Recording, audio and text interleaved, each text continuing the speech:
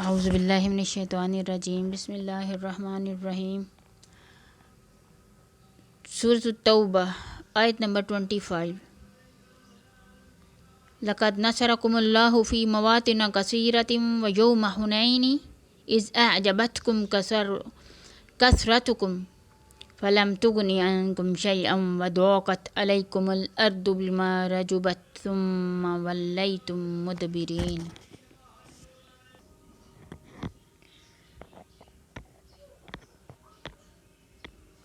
یقیناً اللہ تعالیٰ نے بہت سے میدانوں میں تمہیں فتح دی ہے، اور حنین کی لڑائی والے دن بھی، جب کہ تمہیں اپنی کثرت پر ناز ہو گیا تھا، لیکن اس نے تمہیں کوئی فائدہ نہ دیا، بلکہ زمین اپنی کشادگی کے باوجود تم پر تنگ ہو گئی، پھر تم پیٹ پھیر کر مڑ گئے۔ حنین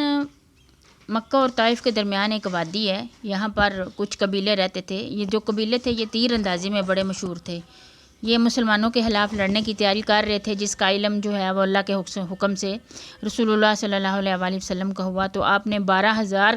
مسلمانوں کا لشکر لے کر ان قبیلوں سے جنگ کے لیے حنین تشریف لے گئے۔ یہ فتح مکہ کے 18-19 دن بعد کا واقعہ ہے، شوال کا واقعہ ہے۔ ان قبیلوں نے تیاری خوب کر رکھی تھی۔ انہوں نے تیر اندازوں کو مختلف جگہ کے اوپر مقرر کر دیا تھا۔ ادھر جو مسلمان تھے ان کو یہ تھا کہ آج ہم کم نہیں ہیں، ہم زیادہ تعداد میں ہیں، آج ہمیں کوئی مغلوب نہیں کر سکتا، تو وہ ذرا ان کے اندر ایک عجیب سا وہ پیدا ہو گیا تھا، یعنی اللہ کی مدد کی بجائے یہ اپنی کثرت کے اوپر ان کو اعتماد زیادہ ہو گیا تھا۔ تو اللہ تعالیٰ کو یہ ان کا کلمہ پسند نہیں آیا، یہ تعجب پسند نہیں آیا۔ نتیجہ یہ ہوا کہ جب حوازن جو قبیلہ تھا، حوازن، ان کے جو تیر انداز تھے، انہوں نے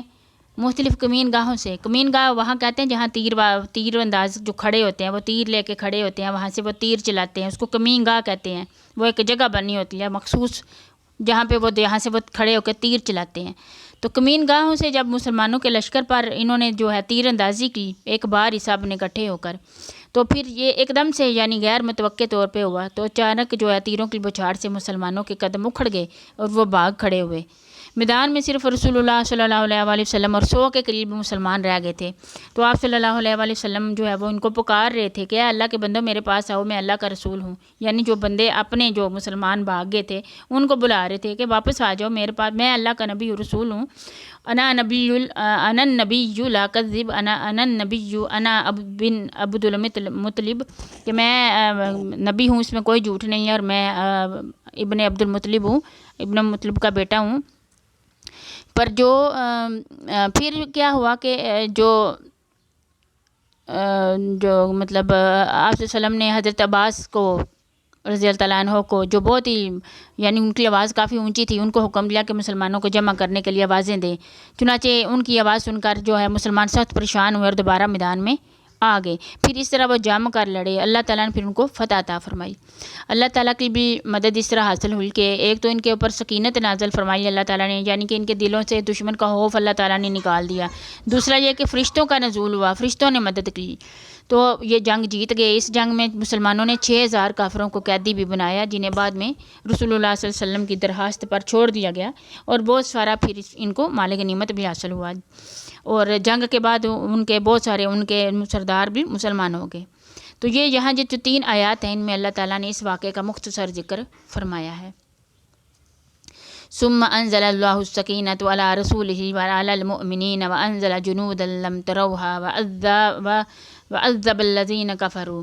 وذلک جزاء الکافرین۔ پھر اللہ نے اپنی طرف کی تسکین اپنے نبی پر اور مومنوں پر اتاری، اور وہ اپنے لشکر بھیجے جنہیں تم دیکھ نہیں رہے تھے، اور پھر کافروں کو پوری سزا دی۔ ان کفار کا یہی بدلہ تھا، وہی واقعہ جو ابھی میں نے سنایا کہ فرشتوں کے تھرو اللہ تعالیٰ نے مدد کی۔ ثم یتوب اللہ من بعد ذلک علی من یشاء واللہ غفور رحیم۔ پھر اس کے بعد جس پر چاہے اللہ تعالیٰ اپنی رحمت کی توجہ فرمائے، اللہ تعالیٰ ہی بخشش اور مہربانی کرنے والا ہے۔ یعنی اللہ تعالیٰ نے پھر ایک بہت بڑی مسلمانوں کے اوپر مہربانی کی کہ وہ جنگ کو جیت گئے، اور ان کے کافروں کو بھی قیدی بنایا، مال غنیمت بھی حاصل کیا۔ یہ پورا واقعہ جو میں نے پہلے سنایا وہ ان 3 آیتوں سے ریلیٹڈ ہے۔ یا ایھا الذین آمنوا انما المشرکون نجس فلا یقربوا المساجد الحرام بعد عامہم ھذا ان خفتم عیلۃ فسوف یغنیکم اللہ من فضلہ ان شاء ان اللہ علیم حکیم۔ اے ایمان والو، بے شک مشرک بالکل ہی ناپاک ہیں، یعنی کافروں کے بارے میں بات ہو رہی ہے کہ وہ ناپاک ہیں، اور وہ اس سال کے بعد مسجد حرام کے پاس بھی نہیں پھٹکنے پائیں گے۔ اگر تمہیں مفلسی کا خوف ہے تو اللہ تمہیں دولت مند کر دے گا، اور اپنے فضل سے اگر چاہے تو اللہ حکمت والا اور علم والا ہے۔ مشرک جو ہوتے ہیں نا، یہ جو کافر ہوتے ہیں، یہ ان کو ناپاک اور پلید جو ہے وہ اس لیے کہا جاتا ہے کہ ان کے اعمال اور عقائد جو ہے نا یہ پاک نہیں ہوتے، اور بعض کے نزدیک جو ہے، علماء کے نزدیک مشرک جو ہے وہ ظاہر اور باطن دونوں سے ناپاک ہوتا ہے، کیونکہ وہ طہارت پاکیزگی کا خیال نہیں کرتے جس کا حکم شریعت نے دیا ہے۔ جس طرح مسلمان ہیں وہ غسل کا خیال کرتے ہیں، وضو کا خیال کرتے ہیں، ناپاکی اور پاکی کا خیال کرتے ہیں، یہ مشرک لوگ اس چیزوں کا خیال نہیں کرتے، اس لیے ان کو ظاہری طور پہ بھی ناپاک کہا گیا ہے، اور باطن تو ان کا ہے ہی ناپاک، کیونکہ وہ رب کو مانتے ہی نہیں، رب کے حکم کو جھٹلاتے ہیں، عقائد ہی ان کے صحیح نہیں ہیں، اعمال ہی ان کے صحیح نہیں ہیں، وہ اندر سے تو ناپاک ہے ہی لیکن باہر سے بھی وہ ناپاک ہیں، کیونکہ وہ طہارت کا اہتمام نہیں کرتے۔ اور یہ جو حکم ہے کہ مسجد حرام کے پاس نہ آئیں، یہ وہی حکم ہے جو سن 9 ہجری میں اعلان برات کے تحت کیا گیا تھا، جس کی تفصیل ہم پہلے پڑھ چکے ہیں کہ کافروں سے برات کا اعلان کیا گیا تھا 9 ہجری میں۔ یہ بعض کے نزدیک صرف یہ مسجد حرام کے لیے ان کی ممانعت ہے، اور دوسری جو مسجد حرام جو ہے نا مکہ میں، اس کے لیے خاص طور پہ ان کو وہاں پہ بالکل بھی جانے کی اجازت نہیں ہے، باقی دوسری مسجدوں میں وہ یعنی کسی ضرورت کے تحت داخل ہو سکتے ہیں، جس طرح نبی کریم صلی اللہ علیہ وآلہ وسلم نے ثمامہ بن اسال جو ہے رضی اللہ تعالیٰ عنہ کو مسجد نبوی کے ستون کے ساتھ ان کو باندھ دیا تھا۔ پہلے تو وہ مسلم نہیں تھے نا، ان کو باندھ دیا تھا، حتیٰ کہ اللہ نے ان کے دل میں اسلام کی اور نبی صلی اللہ علیہ وسلم کی محبت ڈال دی، اور بعد میں وہ مسلمان ہو گئے۔ اور مسجد حرام سے مراد یہاں پورا حرم ہے، یعنی حرم کی حدود کے اندر مشرک کا داخلہ منع ہے۔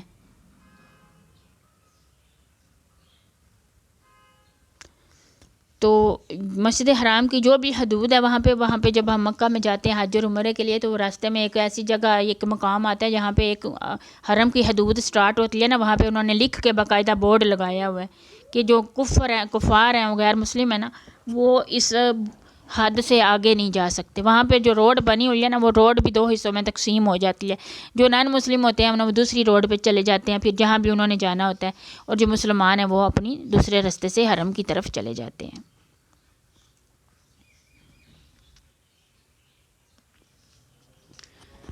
تو یہ حکم ہے کہ ان کو منع کیا گیا ہے۔ تو جب مشرکین کو منع کیا گیا تو مسلمانوں کے دلوں میں یہ خیال آیا کہ حج کے موسم میں تو زیادہ جو بندے اکٹھے ہوتے ہیں ادھر، تو پھر تجارت بھی تو ہوتی ہے نا وہاں پہ، تو وہ متاثر ہوگی۔ تو اللہ تعالیٰ نے فرمایا کہ کاروبار کی کمی سے ڈرنے کی تمہیں ضرورت نہیں ہے، اللہ تعالیٰ تمہیں اپنے فضل سے غنی کر دے گا۔ اس لیے جیسے ہی انہوں نے فتح حاصل کی، انہوں نے جیسے ہی مال اسباب جو جنگوں سے ان کو مال غنیمت ملا، تو اس کی وجہ سے پھر اللہ تعالیٰ نے ان کو کافی سارا مال بھی دیا،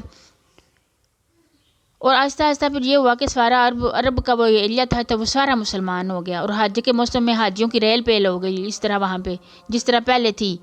بلکہ اس سے بھی زیادہ ہو گئی، جو مسلسل جو ہے وہ اب بڑھتی جا رہی ہے۔ اب حج کے موسم میں وہاں پہ بہت زیادہ مسلمان حاجیوں کی تعداد ہوتی ہے، جو وہاں پہ تجارت بھی لوگ کرتے ہیں، کیونکہ بہت سارے ملکوں سے لوگ آتے ہیں، تو وہ خرید و فروخت بھی وہاں سے کرتے ہیں، تو جس سے ہر ایک کو وہاں پہ جو وہ ہوتے ہیں جو تاجر ہیں ان کو بھی فائدہ ملتا ہے، جو بیچنے والے ہوتے ہیں۔ جب پوری دنیا سے حاجی وہاں پہ جاتے ہیں تو ظاہر ہے سب کو فائدہ ہوتا ہے، وہ خریدتے چیزیں بھی خریدتے ہیں۔